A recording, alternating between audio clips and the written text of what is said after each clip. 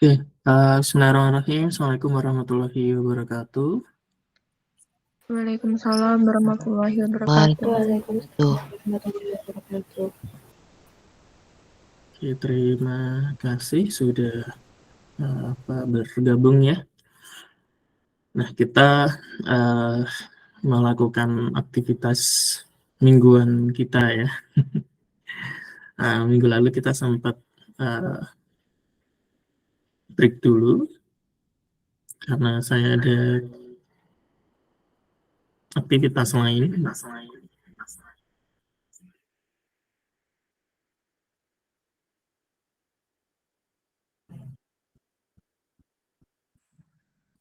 Ya, sama mohon maaf ya, karena kemarin kita merencanakan bahwa akan saya berikan video dulu segera biar bisa kalian pelajarin dan juga menyusun atau mengerjakan worksheet-nya gitu. Sudahlah, ini nanti worksheet-nya saya berikan hari ini saja gitu. Seperti biasa kalau sampai jam 8 malam belum saya kirimkan di code, nanti bisa salah satu menyampaikan gitu agar bisa saya posting termasuk dengan video pembelajarannya. Yang video pembelajarannya berarti yang belum apa ini? Apa semua ya? Semua setelah materi teori teori VSPR kita belum pernah ada worksheet ya? Atau sudah sekali ya kayaknya?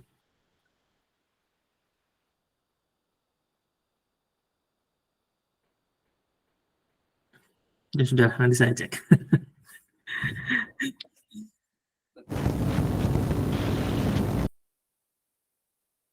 Oke, sebentar ya, maaf ini nyambi ya.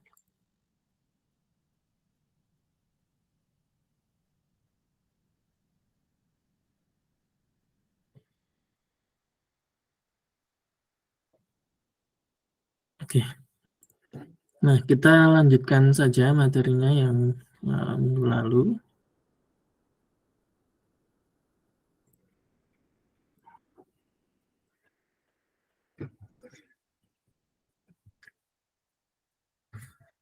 Oke, sampai ini ya minggu lalu ya kita materinya.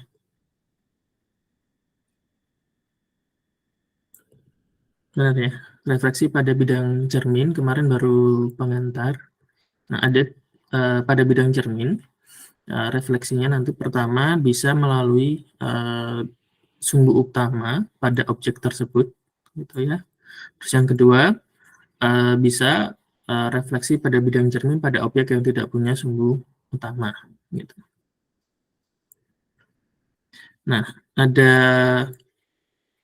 beberapa jenis refleksi yang melalui sumbu utama. Yang pertama adalah sigma V ya, sigma vertikal. Ini dia melalui sumbu utama. Ini contohnya. Kalau sumbu utamanya di sini, ya dia mengikuti sumbu utamanya.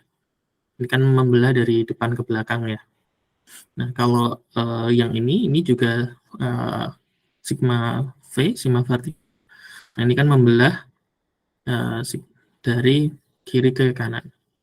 Ada juga sigma H atau sigma horizontal. Ini refleksi pada bidang cermin yang dia tegak lurus dengan sumbu utama. Nah, jadi kalau sumbu utamanya itu sepanjang sumbu Z, nah berarti sigma H itu nanti akan tegak lurus. Berarti dia di bidang gitu. Jadi sepanjang sumbu XY. Nah, ada juga bidang cermin diagonal atau sigma D. Ini melalui sumbu utama dan membagi sudut yang terbentuk dari C2 menjadi dua bagian yang sama besar. Nah, ini sigma sumbu utamanya, maaf, ini putus-putus, kemudian dia membagi dua bidang dengan sama besar. Nah, ini contoh untuk refleksi pada bidang cermin. Yang pertama adalah sigma V, dia melalui sumbu utama.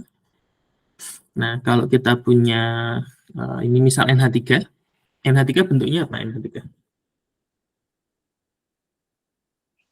Ya, apa NH3?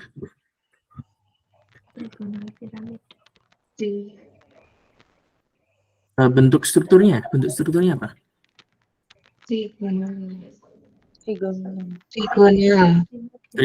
Trigonal apa?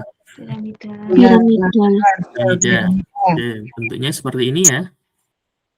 Nih, ini NH3. Kalau H2O? Linear.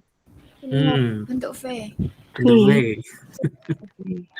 Oke, ingat ya, simetri, kepolaran, dan kiratus molekul ini yang berdasarkan apa simetri, itu kunci utamanya adalah kalian tahu bentuk molekulnya. Karena kalau kalian salah menentukan bentuk molekulnya, nah operasi simetri yang dimiliki pada molekul tersebut pasti akan salah kalian. Karena kalau bentuknya salah, terus refleksinya benar, itu malah aneh kan ya. Gitu. Nah, kalau yang ini adalah H2O. H2O. H2O kan tadi temanmu udah bilang ya, bentuk apa? V. T ya, atau bengkok ya. Nah, sumbu utamanya kan C2, yang dari Z dari atas gitu ya. Nah, sifat vertikal kan melalui sumbu utama, berarti ya dia ngikutin ini belahan. Nah, kemudian ini diberi label nih. Kelihatan nggak ini bintangnya? Di bagian depan ini. Ada tanda starnya kan ya? Ya, kalau dia direfleksikan melalui sumbu utama atau sigma V, bertukar posisi kan ya. H yang diberi tanda bintang ini akan berpindah posisi ke belakang. Sementara yang belakang, yang tidak ada tanda bintangnya akan berpindah ke depan. Gitu. Nah, bisa juga C2-nya, itu kan ini ya, dia kemudian mepet di sini. Kan sama, berpindah posisi. Tapi pindah posisinya, itu bukan dari depan ke belakang sini, tapi ini kan sudut yang terlihat kita. Benar kan ya? Posisi yang terlihat kita kan ini. Dia itu pindah ke belakang kalau berhimpit. Maka vertikalnya berhimpit. Gitu. Kalau yang ini kan ya nggak ada bedanya ya kelihatan, tapi kan yang ada tandanya ini yang diberi tanda label star ini dia berpindah dari depan yang dilihat kita, posisinya tetap sama atomnya maksud saya, tetapi posisi yang muka itu pindah ke belakang, yang belakang pindah ke depan. Begitu. Itu sigma V. Nah, untuk NH3 juga gitu. NH3 ada berapa sigma V? Dia ada 3. Dia membelah. Mengikuti ini NH, ini 1, sini 2, 3 sigma V. Begitu. Nah, kemudian refleksi pada bidang cermin horizontal. Nah, ini ada sigma H, kita nyebutnya ya, dia tegak lurus dengan sumbu utama. Contoh kalau kita punya nitrogen, klor, atau oksigen, atau benzen di sini. Nah, kita ambil misal nitrogen. Ini ada 2 nitrogen kan ya, ada 2 atom nitrogen. Bentuknya apa dia, bentuk molekulnya? Nitrogen tuh. Bentuk molekulnya apa? Ini ya. Linear. Punya ikatannya tunggal atau rangkap? Rangkap. Rangkap 1, rangkap 2, rangkap 3. Rangkap 1 nggak ada ya, rangkap 2 atau rangkap 3? Rangkap 3. Rangkap 3. Oke. Sumbu utamanya kan di sini ya. Jadi kalau dia lurus gini, sumbu utamanya kan kita tusuk dari samping ini kan ya. Dia kan punya sigma tak hingga. Kalau tegak lurus berarti kalau sumbu utamanya di sepanjang molekulnya, berarti kan dia tegak lurus ya, berarti motong di tengah-tengah seperti ini kan ya. Motong di tengah-tengah. Nah, kalau direfleksikan N absen, kalau di sini X absen akan berpindah posisi, yang dari awalnya kanan pindah ke kiri, sementara X yang awalnya kiri akan pindah ke kanan. Gitu. Nah, kemudian contoh lainnya lagi adalah BF3. Nih, BF3 ini dia kan bentuknya trigonal planar ya. Nah, dia punya sumbu utama berupa C3 di sini. Berarti bidang horizontalnya di mana? Untuk C3.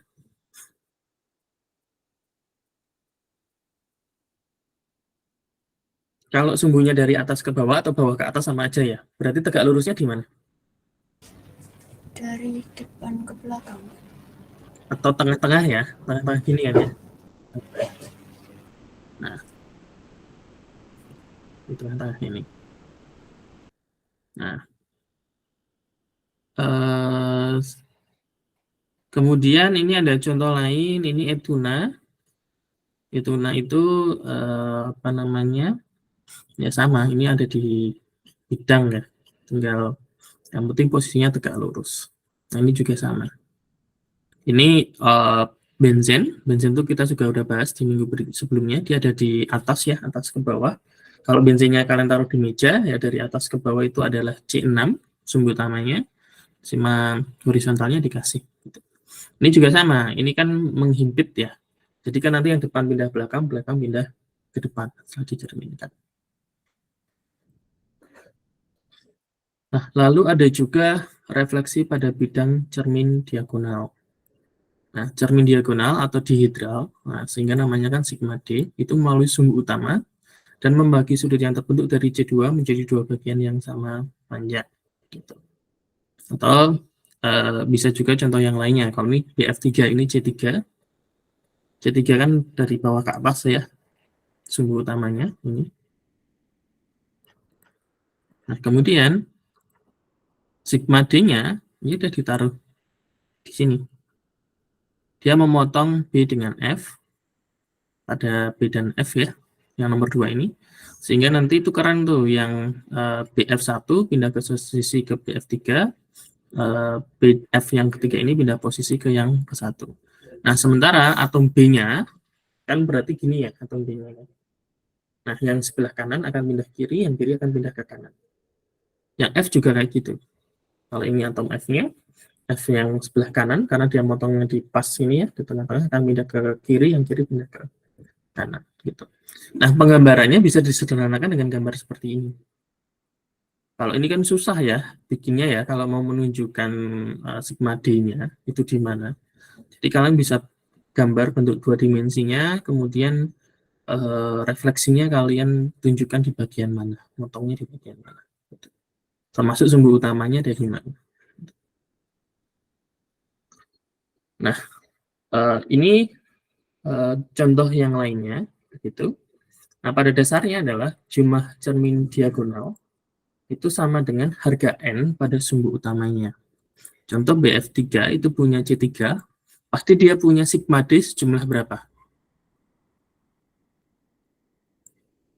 3 juga. Yang tadi kan ada 3 BF3. Kemudian ini ada xenon tetrafluorida, dia C4. Berarti sigma D-nya ada berapa? 4. 4 juga. Benzen tadi yang ini ya. Ini benzen C6 kan benzen tuh. Ya. Berarti dia juga punya sigma D-nya sejumlah 6. Jadi kuncinya kalian tahu dulu sumbu utamanya apa. Kalau sudah tahu, nanti lebih mudah menentukan jumlah sigma D-nya. Nah, kemudian ada juga objek yang tidak punya sumbu utama. Ini contohnya. Kalau ini naftalen kan berarti sini H ya. Dia punya bidang sumbu utama. Ada beberapa, ada C2 di sini, C2 dari atas itu juga bisa, begitu. Nah, tapi kalau ini hanya tidak ada, terus ini kan awalnya C ya, diganti dengan N. Jadi kan nggak ada.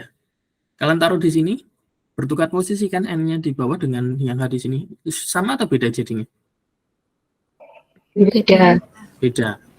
Nah, itu bidang cerminnya itu langsung dengan bidangnya. Gitu. Jadi kalau kalian taruh di meja, yang meja itu adalah bidang cerminnya. Gitu. Jadi kalau molekul ini kalian taruh di meja, ya itu.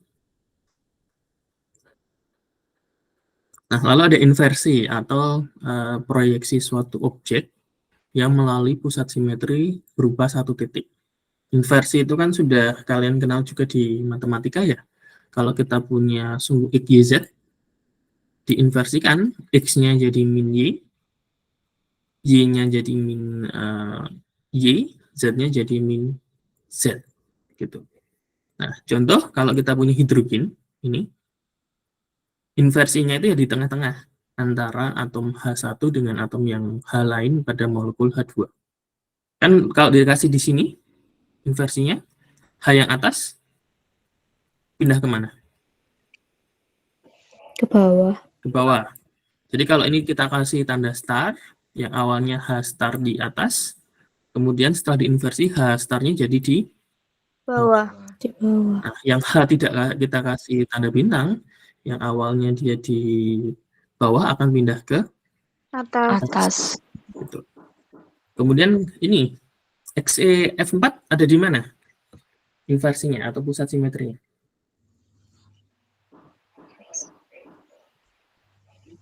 Ada yang jawab tadi kayaknya. Kurang keras.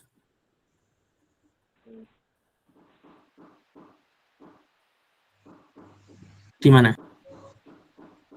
Dari kanan ke kiri. Di X-nya.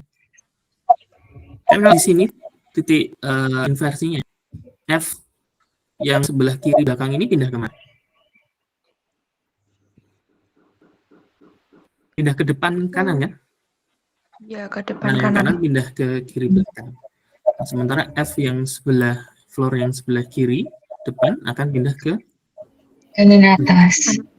Nah, kalau ini plus, ini jadi minusnya kan ya. Yang ini min, ini jadi plusnya. Terus yang xenon kan ya sama kayak gini.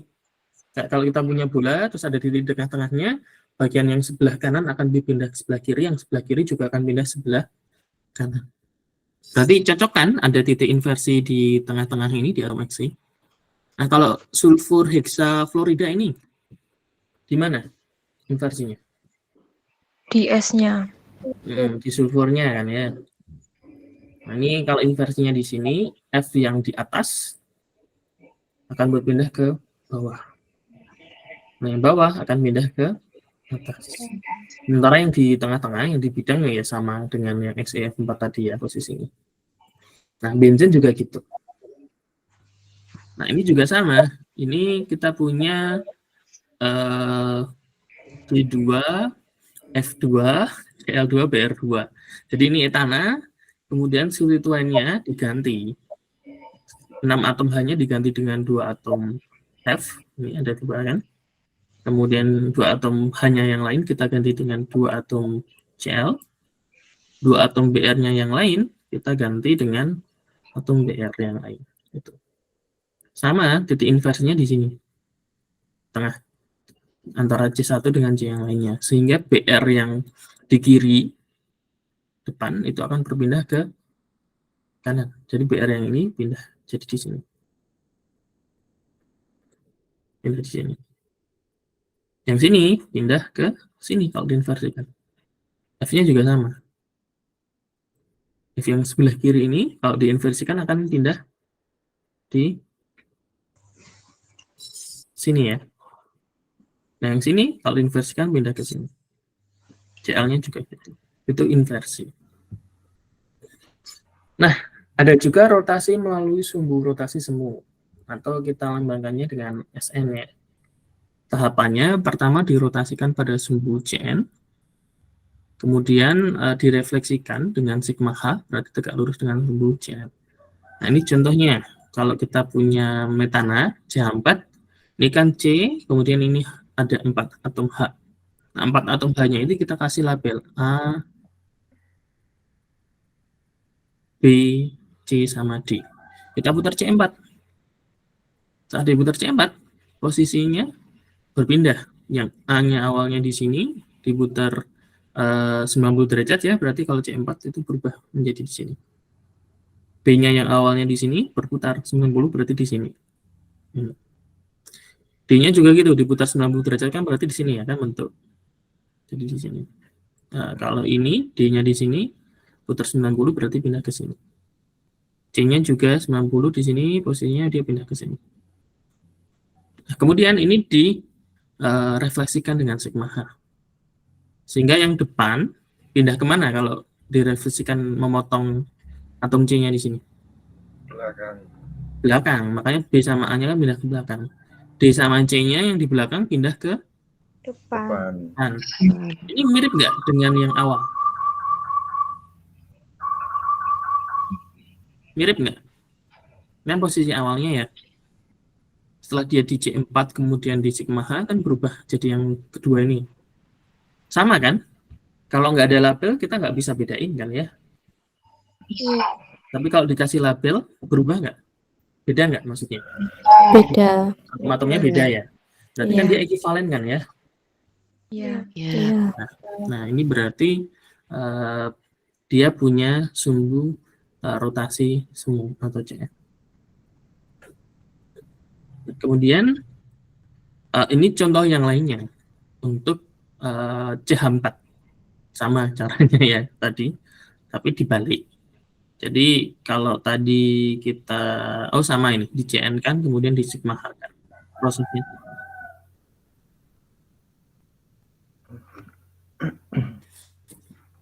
Nah, lalu ada juga molekul yang dia hanya punya sumber unsur identitas. Ini sudah ya sebenarnya operasi simetri yang tidak merubah orientasi objek. Sebenarnya kan kita rotasikan, tapi 360 derajat lah sederhananya ya, C1 gitu. Jadi kan seperti tidak diberi operasi simetri.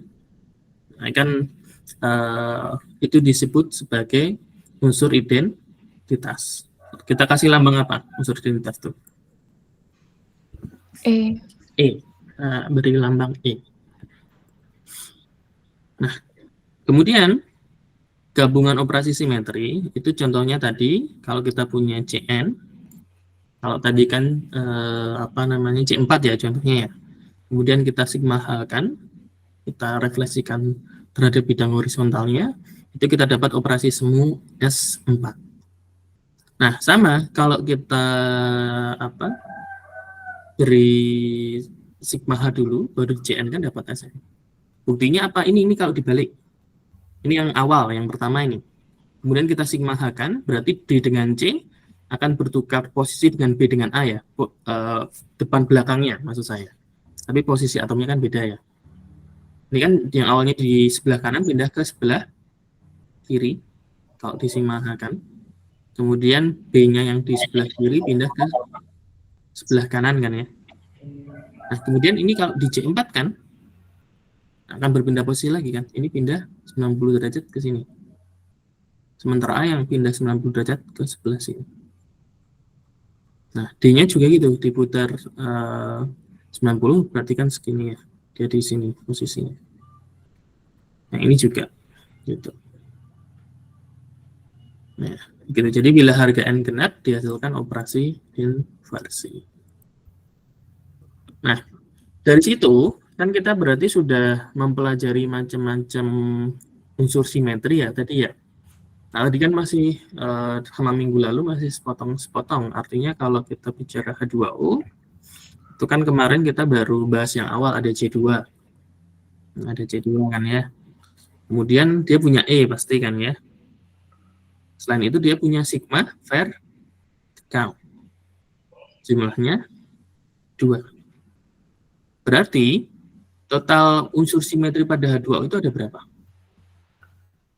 4. 4. Apa saja tadi?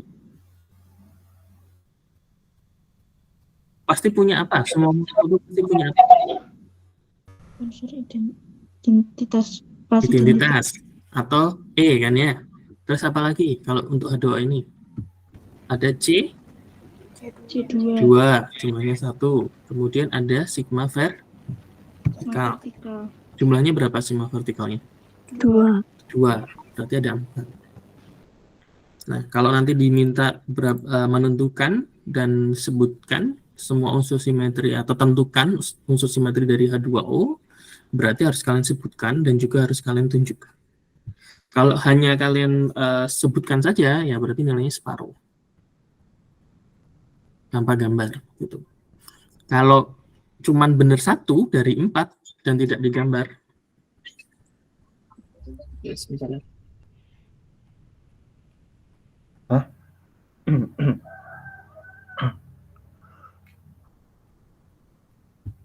Oke,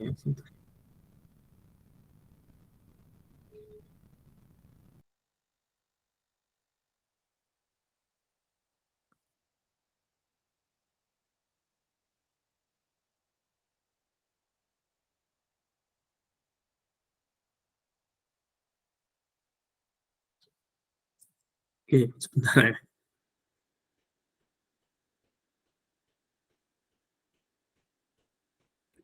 Oke, ternyata salah pencet.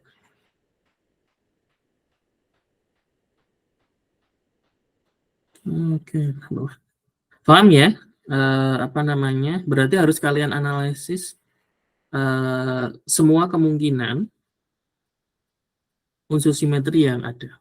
Kalau C3 punya nggak H2O? Berarti C3? Enggak. Kenapa nggak punya?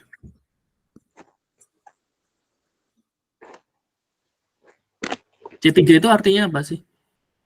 Dia mengikat atom lain sebanyak 3. Bukan. C3 itu kan operasi simetri.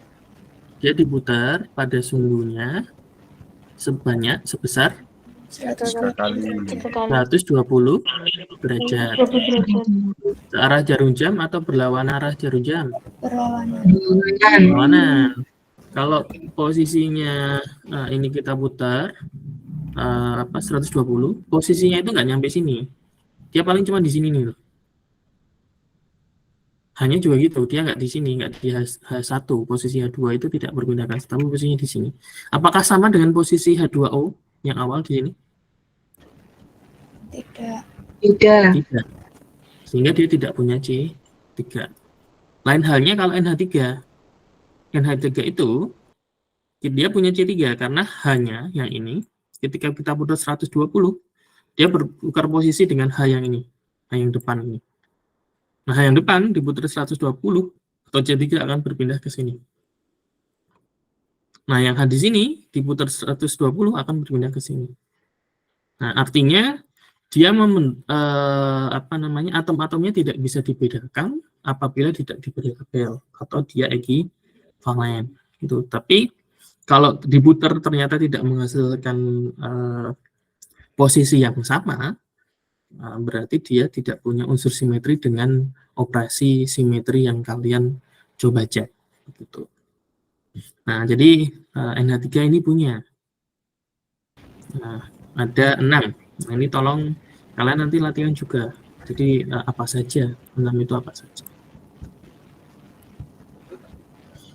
Nah, kemudian kita bahas simetri dan kepolaran suatu molekul.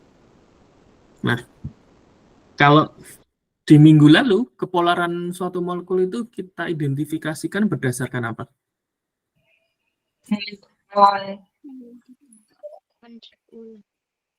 Berdasarkan? Momen dipol.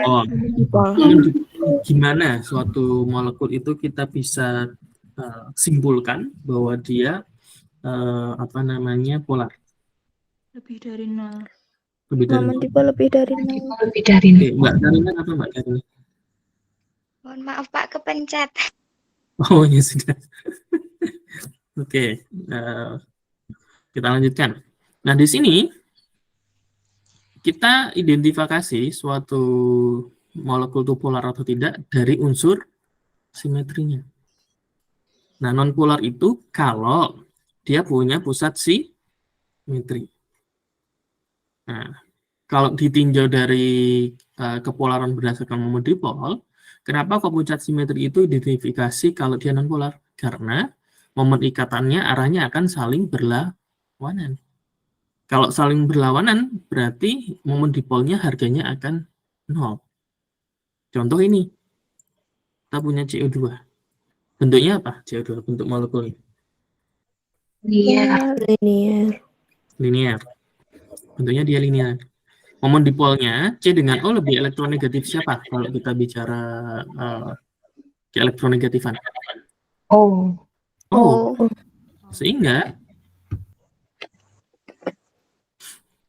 arah momen ikatannya itu akan dari C ke O.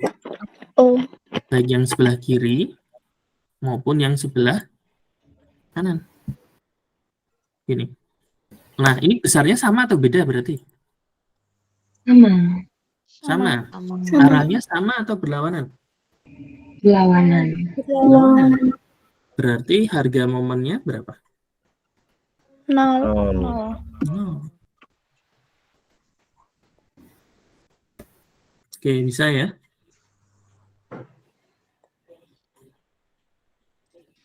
Nah, itu kalau kita tinjau dari momen dipolnya. Tapi kalau di simetri ya kalian cukup dia punya pusat simetri, nggak usah diterangkan kaitannya dengan momen dipolnya.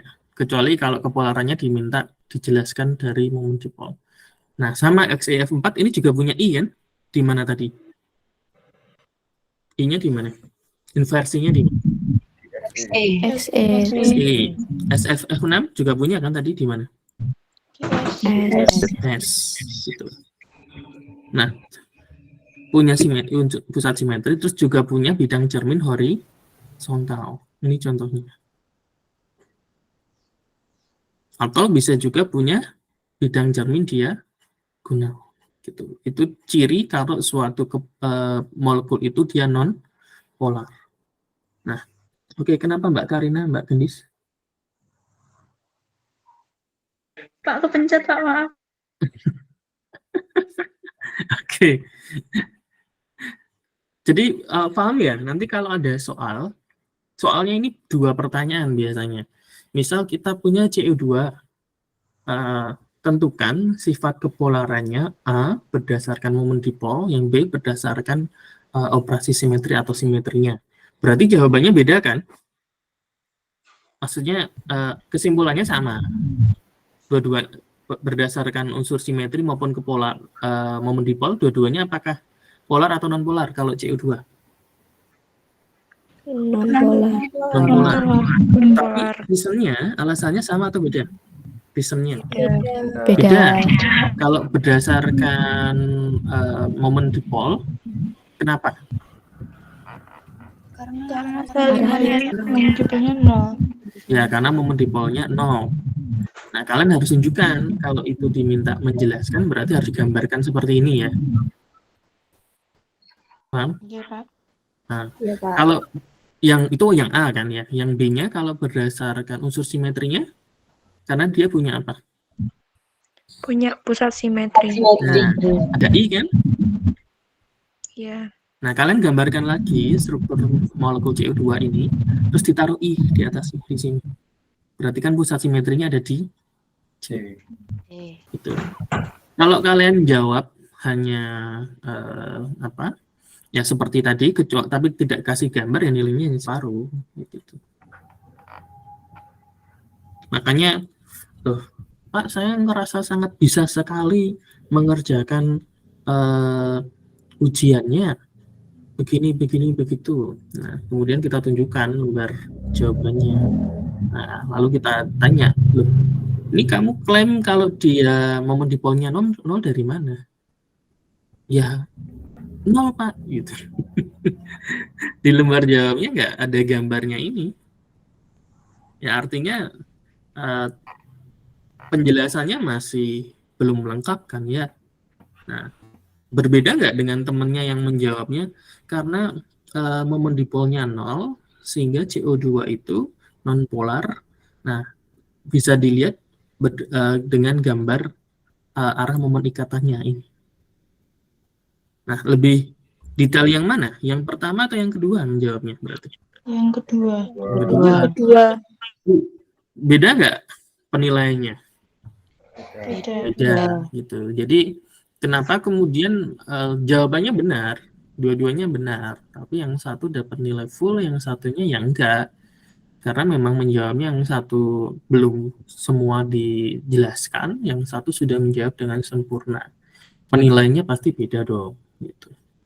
Jadi harus mengingat waktu kalian mengerjakan, kalian menjawabnya sudah sempurna atau belum. Kalau belum sempurna, sudah klaim bahwa saya sangat amat yakin menjawab dengan benar begitu.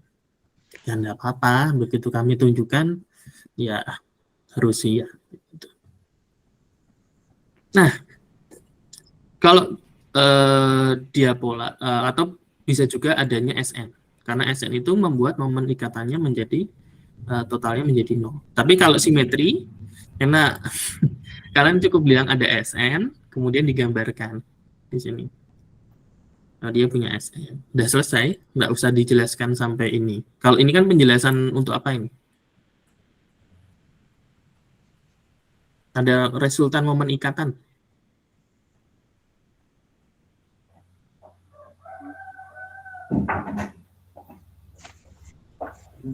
Ya, kepolaran molekul, tapi berdasarkan momen dipol. Kalau simetri sebenarnya cukup ini, adanya SN. Nah, kalau ditanya lagi kenapa SN kemudian dia non-polar, ya sebenarnya penjelasannya ke sini arahnya. Tapi kalau saya sih cukup, kalau simetri ya menjawab ada SN, kemudian ditunjukkan gambar itu sudah cukup. Gitu. Nah, kalau polar itu dia punya apa? Unsur identitas. Jadi punya I saja itu sudah polar. Contoh ini metana kan ya awalnya. Nah, 4 atom hanya diganti dengan halogen. Dengan F, I, Cl, dan Br. Punya C2? Ya? Punya? Ini bentuknya tetrahedral kan ya? Punya C2 nggak?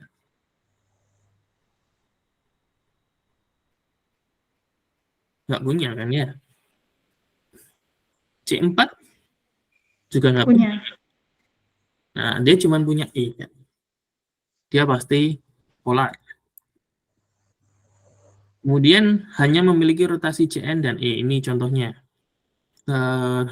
Ini peroksida H2O2. Kan dia punya C2 di sini. Kalau diputar, O-nya yang ini akan pindah ke kanan, hanya yang sebelah kiri pindah ke kanan dan sebaliknya.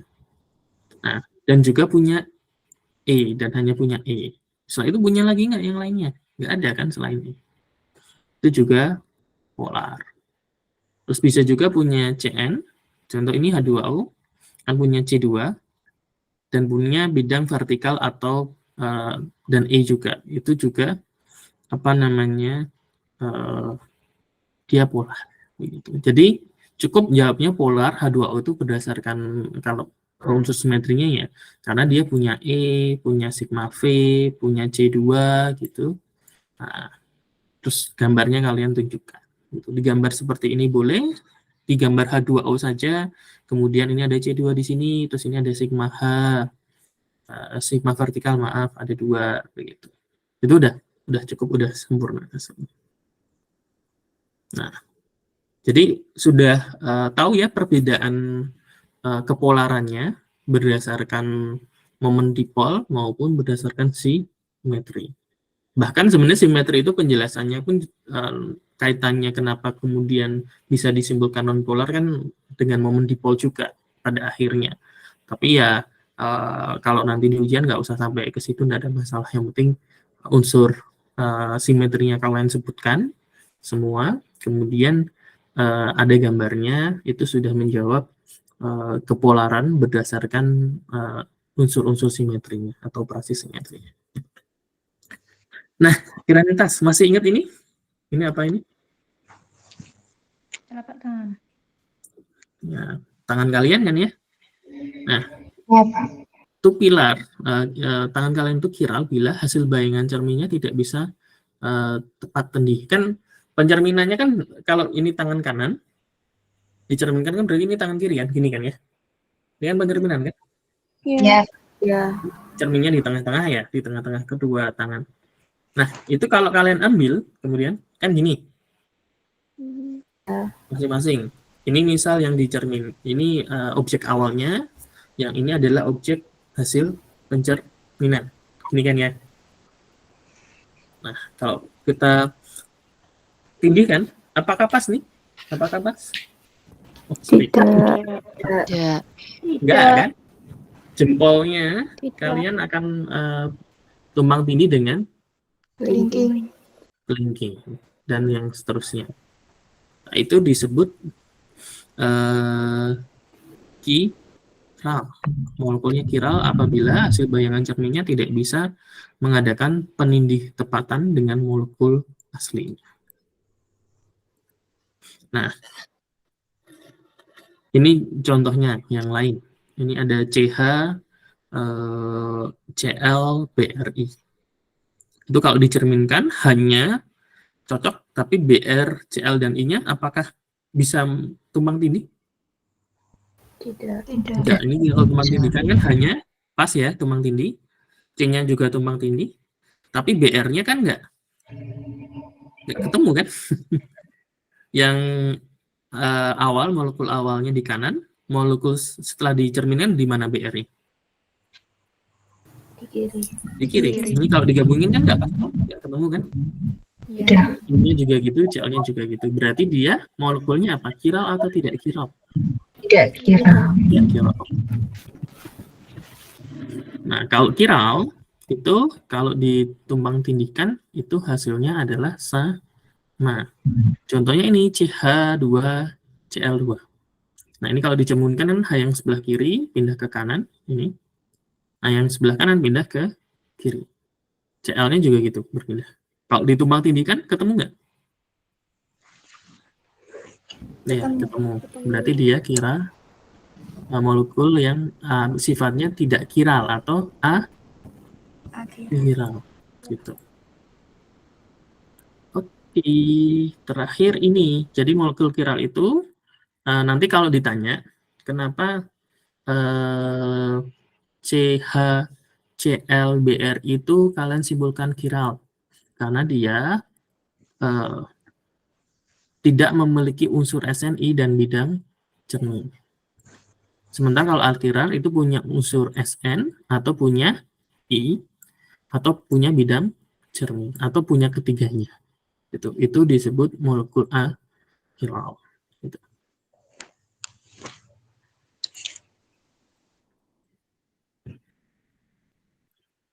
Oke, selesai. Nah, nanti kita lanjutkan, kita masuk ke materi GAM ya, gaya antar molekul. Gitu. Jadi kita masuk materi gaya antar molekul. Ya nanti kan kita masuknya 845 ya. Iya. Nah, nanti kalau yang jauh seperti Mas Ulum nanti tolong yang penting safety first ya. Jadi yang penting sampai kampus. Kalau masuknya telat nggak ada masalah ya. Kemudian kalau yang lain yang sudah ke kampus, kemudian kelasnya masih dipakai, biasanya kan masih dipakai ya. Tolong nanti di luar jangan rame ya. Kalau diskusi sekiranya suaranya tidak mengganggu yang di dalam ruangan tidak ada masalah. Tapi kalau sampai mengganggu, tolong temannya yang lain menegur ya. Gitu. Nanti kan keganggu. Ingat kalau kalian melakukan hal yang baik pasti kebaikan balik ke kalian ya. Kalau melakukan hal yang sebaliknya pasti juga kembali ke kalian. Tinggal langsung apa nggak langsung. Gitu. Jadi tetap saling menghormati. Itu saja pesan dari saya. Gitu. Nanti kita lanjutkan di kelas, kita masuk ke materi yang baru, gaya antar molekul. Begitu. Terus nanti malam jam 8 ya. Tolong kalau saya masih belum memberikan worksheet diingatkan di grup. Begitu. Oke, sekian dari saya. Mohon maaf apabila ada salah-salah kata. Nanti dipelajarin lagi materinya. Saya tutup. Assalamualaikum warahmatullahi wabarakatuh. Waalaikumsalam. Terima kasih. Ya, sama-sama.